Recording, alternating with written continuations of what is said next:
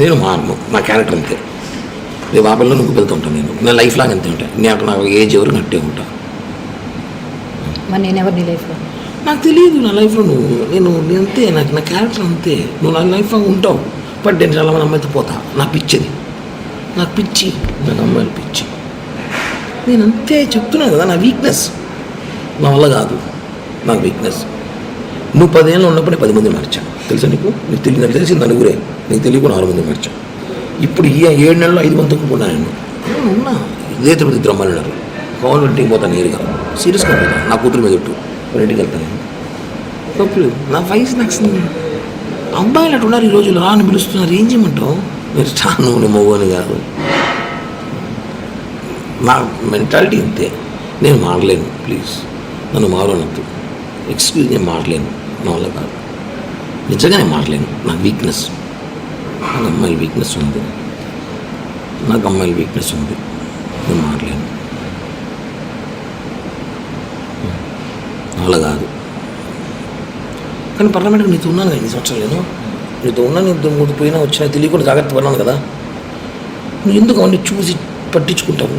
వదిలే, ఇప్పుడు కూడా చేస్తా కావాలంటే పట్టించుకో. నేను అది సిగ్గు బాగా ఫీలింగ్స్ ఉండవు. ఏడున్నావు? ఎందుకు కాల్ చేస్తున్నావు? ఇంద్రా కాళ్ళు గురించి నువ్వు ఏడున్నావు చెప్పు, వస్తా అంట. ఇప్పుడు తెలుసుకుంటా, ఈరోజుతో అయిపోయింది. రా, నువ్వు పిలిచి పిలిపించుకో. ఎమ్మనపల్లి పోలీసులు ఫోన్ చేసి రమ్మని చెప్పు, నేను వస్తున్నా. ఏంది ఏమైనా ఏంది డబ్బు నీ కాలు? ఏంది మీ నీ బాధ? ఏంది నీ ఫోన్ పెట్టు కిరణ్, ఫస్ట్ నువ్వు ఫోన్ పెట్టు. ఇప్పుడు ఫోన్ పెట్టాను. ఏం కట్ చేసావు? నాకు నీతో మాట్లాడడం లేదు కిరణ్, ఎందుకు కాల్ చేస్తున్నావు? పెట్టు. కాల్ చేసి ఓపిక లేక నాకు ఇలాగ నేను ఖాళీగా లేను, చాలా బిజీ పర్సన్. ఓకే, ఇలాగ ఖాళీగా కుక్కలతో చాలా బిజీగా ఉన్నాను నేను. చెప్పు, తెగుతుంది ఇంకొకసారి నా గురించి మాట్లాడావంటే. నా గురించి నువ్వు మాట్లాడిన అదే తగులుతుంది, చెప్తున్నా కదా. నువ్వు నన్ను ఏదో అనుకుంటున్నావు. నాకు పాముకున్న డేంజర్ నా కొడుకు, నేను కాసుకోవాలా. ఇచ్చేస్తా కనబడదు, ఇచ్చేస్తా.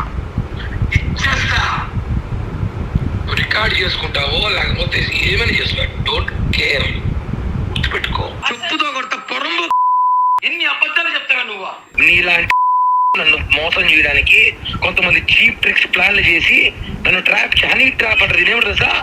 హనీ ట్రాప్ అంటే అమ్మాయిలు అబ్బాయిలు ట్రాప్ చేస్తారు మామూలుగా. అందరూ వచ్చిల్లా నా ఓటు తీసుకుని కుట్లు వేసుకోండి.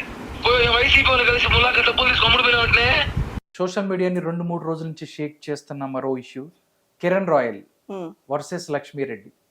నిజంగా సమాజం ఎడిపోతుంది అని చెప్పి కూడా కొన్ని రోజులు మనం మాట్లాడుకుంటాం. చాలా ఇష్యూస్ మీరు చూస్తూనే ఉంటారు యాజ్ ఏ సోషల్ యాక్టివిస్ట్గా. కానీ కొన్ని రోజుల నుంచి చూసుకున్నట్టయితే రాజకీయ నాయకులు వీళ్ళు చూసుకున్నట్టయితే కిరణ్ రాయల్ ముందు చాలామంది వైసీపీకి సంబంధించి చాలామంది ఉన్నారు. మిగతా వాళ్ళు ఒక్కొక్కళ్ళు కూడా బయటకు వస్తున్న పరిస్థితి. వైసీపీ ఎంతో కొంత ఓడిపోవడానికి కారణం కూడా ఇలాంటి ఇష్యూస్ ఉన్నాయి. ఎంపీ మాధవ్, గోరంట్ల మాధవ్కి సంబంధించిన ఒక వీడియో చూసాము. దాంతోపాటు అంబటి రాంబాబు అవ్వచ్చు, మిగతా చాలామంది వైసీపీ వాళ్ళది. దాని తర్వాత కోనేటి ఆదిమూలం టీడీపీ ఎమ్మెల్యే ఎవరైతే ఉన్నారో ఆయన వీడియోలు బయటకు వచ్చాయి. దాని తర్వాత ఇప్పుడు చూసుకున్నట్టయితే కిరణ్ రాయల్ ఇష్యూ కూడా మనం 2 రోజుల నుంచి సోషల్ మీడియాలో ట్రెండ్ అవుతుంది. నిజంగా ఎలా చూస్తారు ఈ రిలేషన్స్? ప్రతి ఒక్కటి కూడా ఈ రిలేషన్స్ బాగున్నప్పుడు అందరూ బాగానే ఉంటున్నారు నీట్గా. అంటే లావణ్యులందరికీ నేర్పించిందేమో వీడియో రికార్డ్ చేసుకోవాలి, ఆడియోలు రికార్డ్ చేసుకొని దాచిపెట్టుకోవాలి, మనకి ఆపోజిట్ అయినప్పుడు ఇవన్నీ బయటకు వదలాలి, ఇలాంటివి ఏమన్నా నడుస్తుందంటారా మేడం? ఇప్పుడు పాయింట్ ఏంటంటే అండి, ఇప్పుడు రాజకీయాలు కూడా పొల్యూట్ అయిపోయినాయి. ఇప్పుడు రాజకీయాలు ప్రజల కోసము కాదు, రివెంజ్ రాజకీయాలు. రివెంజ్ రాజకీయాలు ఏంటి అంటే ఎగ్జాక్ట్లీ ఒక ప్రజలకి ఎలా మంచి చేయాలని కాదు, అవసరం లేదు, ప్రజల్ని ఎలా దెబ్బ కొట్టాలి అంతే అంతే. ఇప్పుడు నేను పదవిలో వచ్చా, నిన్ను నీ నీ నా ఏమేమి identity లేకుండా చేయాలి. అన్ని ఐడెంటిటీ నువ్వు ఏమేమి తప్పులు చేసినావు అన్ని పెట్టుకొని తీసేయాలా. మళ్ళీ నేను పదవిలో వచ్చా నీవన్నీ పెట్టాలా, నిన్ను రోడ్లో పెట్టాలా. నేను అంటే రివెంజ్ రాజకీయాలు తప్ప ప్రజల బాగోగులు కానీ ప్రజల కోసం పనిచేసే ప్రభుత్వాలు కానీ ఎవరు లేరండి. ఇప్పుడు అన్ని రివెంజే. వాళ్ళు చేసే ప్రతి దాంట్లో వాళ్ళకేం లాభం ఉందా, మాకేం అవతలోడికి నష్టం ఉందా, ఈగోయిజం రివెంజులతో జరిగే రాజకీయాలని ఉంది. ఇప్పుడు ఇవన్నీ బయటకు రావడానికి సీన్ ఏమిటంటే అండి, ఇప్పుడు మీ ప్రభుత్వం బాగా జరుగుతుంది, రెండోసారి మీ ప్రభుత్వం రాకూడదు. ఇప్పుడు లావణ్యనే ఇంతమంది వీడియోని ట్రాప్ చేసినప్పుడు ప్రభుత్వంలో ఉన్నోళ్ళు వాళ్ళ పర్సనల్ వీడియోలు ట్రాప్ చేసి ఓకే, ప్రతి ఒక్కరికి పర్సనల్ లైఫ్ ఉంటుందండి, ప్రతి ఒక్కరికి రిలేషన్స్ ఉంటాయి, ప్రతి ఒక్కరికి పర్సనల్ లైఫ్ ఉంటుంది. అది తప్పు అన్నది ఇంకా వాళ్ళిద్దరికి సంబంధించిన విషయం. మనం మూడో వ్యక్తిగా మనం కామెంట్ చేయాల్సిన అవసరం లేదు దాంట్లో. బట్ అవి ఇప్పుడు ఒక రాజకీయ నాయకుడు ఉన్నాడు అనుకోండి, సోన్సో ఎవడైనా ఉండనివ్వండి, ఆయన రాజకీయ నాయకుడిగా పర్సనల్ ఇదిగా ఉండాల్సిన అవసరం ఇప్పుడు లీగల్ గా ఇప్పుడు ఏమంటే ఒక వైఫ్ ఉండంగా అది లీగల్ గా ఉంది కాబట్టి రాజకీయ నాయకులు ఒక వైఫ్ ఉండంగా ఇంకొక వైఫ్ ని పెళ్లి చేసుకోకూడదు, అది డైవర్స్ ఇవ్వకుండా. కాకపోతే నువ్వు కీప్ గా ఎవరితోనైనా పడుకో, రోజుకొకరితో పడుకో, అవన్నీ ఎవరేం చూడడం లేదు. అంటిల్ అన్లెస్ ఆ అమ్మాయి వచ్చి నాకు అన్యాయం జరిగింది అని చెప్పే వరకు క్లియర్ కట్ ఉంటాయి రిలేషన్స్. ఎవడేం కరెక్ట్ లేరు ఈడ జంటుగా ఎవరు, నాట్ ఓన్లీ రాజకీయ నాయకులు, ఎనీ రిలేషన్ లో. ఇప్పుడు మన ఇద్దరు టర్మ్స్ బాగున్న వరకు బిజినెస్ లో కూడా అంతే, టర్మ్స్ బాగున్నంత వరకు క్లియర్ కట్ ఉంటాయి. ఇప్పుడు ఇట్లా వీడియో రికార్డులు మీరు చెప్పే ఉంది, ఇవి థర్డ్ కేటగిరీ టైప్. ఇప్పుడు ఆడ మగ ట్రాన్స్జెండర్లు ఎట్లున్నారో ఇక్కడ కూడా ఏమంటే మంచి చెడుల మధ్యలో వాళ్ళు ఉంటారు. వీళ్ళు ఏమంటే వీళ్ళ వృత్తే క్రైమ్, వీళ్ళు బతకడానికి, వీళ్ళు సర్వే అవ్వడానికి, వాళ్ళు కష్టపడి పనిచేసే యోగ్యత ఉండదు. వాళ్ళకి ఎంత సేవ్ చేసినా వీడియో రికార్డులు ట్రాప్ చేయాలా, బ్లాక్మెయిల్ చేయాలా, దొంగతనాలు చేయాలా, ప్రతి ఒక్క ఇల్లీగల్ యాక్టివిటీస్ చేసేది ఒక గ్యాంగులు ఉంటాయండి. వీళ్ళకి ఏంటి అని అంటే వాళ్ళు ఎవరితోనైనా ఫ్రెండ్షిప్ చేయని, ఎవరితోనైనా మాట్లాడని, ఎవరితోనైనా డీల్ చేయని, ఈ రోజు కాకపోతే రేపు పనికి వస్తాయని వాళ్ళకి ప్రతి ఒక్కరికి ఉన్న అలవాట్లు, వీడియో రికార్డింగ్ చేయడము, ఇది చేయడము, అది చేయడము, అవన్నీ వాళ్ళకి అట్లాంటి వాళ్ళకి ఉంటాయి. ప్రతి ఒక్కరు భయపడాల్సిన అవసరం ఏం లేదు. మనం కరెక్ట్గా ఉన్నాం అనుకోండి, ఎవరు రికార్డ్ చేసుకున్నా మనకి ఏం ఫరక్ పడుతుందండి. ఇప్పుడు మనం మాట్లాడుతున్నాము, రికార్డ్ కాకపోతే ఆడియో రికార్డ్ అయితే వీడియో రికార్డ్ చేసుకో, ఏం ఫరక్ పడుతుంది. నేను తప్పు చేయనప్పుడు నేను ఎందుకు భయపడాలా? నేను భయపడుతున్నా అంటే అర్థం ఏంటి, నేను తప్పు చేసినాను అని. నేను కూడా ఏదో సోన్సో ఎవరో దగ్గర ఇల్లీగల్ రిలేషన్ పెట్టుకుంటానో, ఎప్పుడో ఒకసారి డ్రగ్స్ తింటే, ఎప్పుడో ఒకసారి మందు తింటే, నన్ను ఎవరు వీడియో తీసారో, నా వీడియో వాళ్ళ దగ్గర ఉందా అని నాకు కాన్షియస్ అయిపోతా. నేను తప్పే చేయలేదు అనుకో, నాకెందుకు భయం, తీసుకోబోయో అంట. Simple point. ఇప్పుడు వీళ్ళు తప్పు చేస్తున్నారు అంటే, ఇప్పుడు ఈవిడ పాయింట్ కి వస్తే అండి, ఆమె ఏం చెప్తుంది, 1,20,00,000 నేను ఇచ్చాను అంటుంది. ఆవిడ వృత్తి ఏంటి, ఆమె గ్యామ్లింగ్ చేస్తుంది. ఇప్పుడు గ్యామ్లింగ్ చేసే ఆమె అంత ట్రాన్సాక్షన్, అంత మనీ మూవ్మెంట్ ఒక ఇద్దరి మధ్యలో ఉంది అని అంటే బహుశా ఈయన కూడా ఆమె బిజినెస్ పార్ట్నర్ అయి ఉండొచ్చు. గ్యామ్లింగ్ లో కూడా ఆయన పార్ట్నర్షిప్ ఉండి ఉండొచ్చు. ఇప్పుడు ఇంకొక వీడియోలో మనం చూసాము, ఆమె ఒక చైన్ ఇస్తా ఉండింది గిఫ్ట్ గా. అంటే వాళ్ళిద్దరి మధ్యలో అఫేర్ ఉంది, క్లియర్ కట్ గా ఆడ తెలిసిపోతుంది అఫేర్ ఉంది. ఆయన ఏంటి అని అంటే ఇయమ్మని ఇప్పుడు ఆమెకి హస్బెండ్ చనిపోయాడు, ఇప్పుడు ఆయన business relation with personal relation ఇద్దరికి ఉన్నాయండి. పర్సనల్ రిలేషన్ లో ఈమె లైట్ తీసుకొని ఈయన ఇంకొకరి దగ్గర పోయి ఏదో చీట్ చేస్తే ఆయమ్మని, అప్పుడు ఈమె బ్లాక్మెయిల్, ఈమె చెప్తుంది ఫోన్ లో, నేను నిన్ను లవ్ చేసిన, నువ్వు పోతే నేనేం వదిలేను, నేను పట్టుకుంటా, ఎందుకంటే నీ వీక్ పాయింట్లన్నీ నా దగ్గర ఉన్నాయి. లాజిక్ అర్థమవుతుందా? నీ వీక్ పాయింట్లన్నీ నా దగ్గర ఉన్నాయి.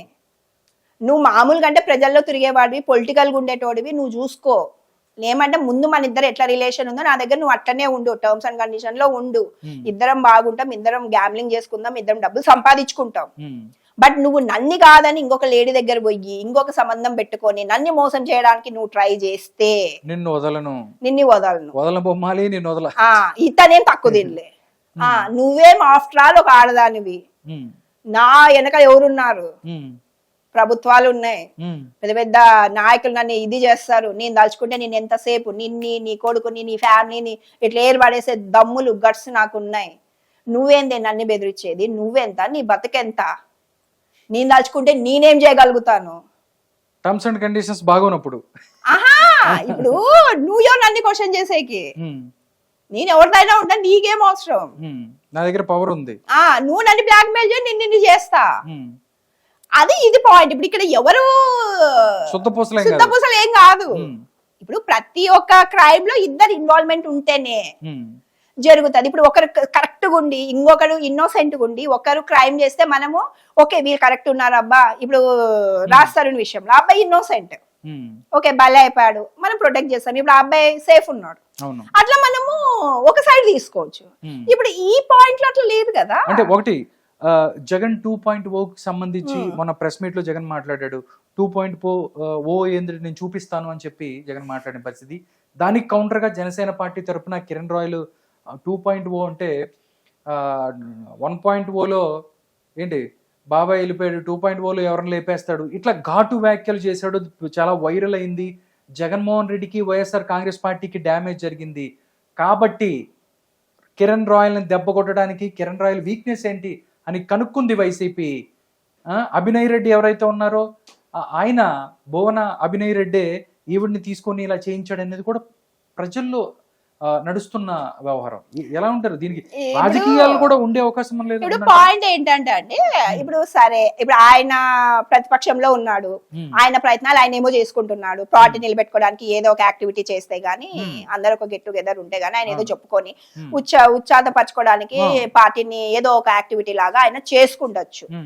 ఇప్పుడు ఎవరైనా యాంటీగా మాట్లాడితే జగన్ చెప్పించాడు. ఇప్పుడు వైసీపీ వాళ్ళ ప్రభుత్వంలోనే లేకున్నప్పుడు ఇప్పుడు వాళ్ళకేం నష్టం వస్తుందండి? గవర్నమెంట్ డ్యామేజ్ చేయాలి, జనసేన బలహీనపరచాలి, ఈ కైండ్ ఆఫ్ ఏదైనా ఉండే. ఇప్పుడు జనసేన ఏం సింగిల్ గా ఏం కూర్చోలేదు కదా గద్ద మీద. జనసేన ఒక చిన్న పార్ట్. ఒక ఆయప్పకి చేత కాకనే, సింగిల్ గా గెలిచే చేత కాకనే ఉమ్మడి కుటుంబం లాగా ఉమ్మడి రాజకీయాలు చేసి ఆయప్పకి ఒక ఇచ్చిన పోస్ట్. ఇప్పుడు ఎవడో ఒక వ్యక్తి వల్ల పార్టీ డ్యామేజ్ అవుతుంది, పదవులకు డ్యామేజ్ అవుతుంది అన్న ఇప్పుడు సరే ఇప్పుడు ఈయన ఎమ్మెల్యే కాదు, ఎంపీ కాదు, ఒక కార్యకర్త, అంతేనా?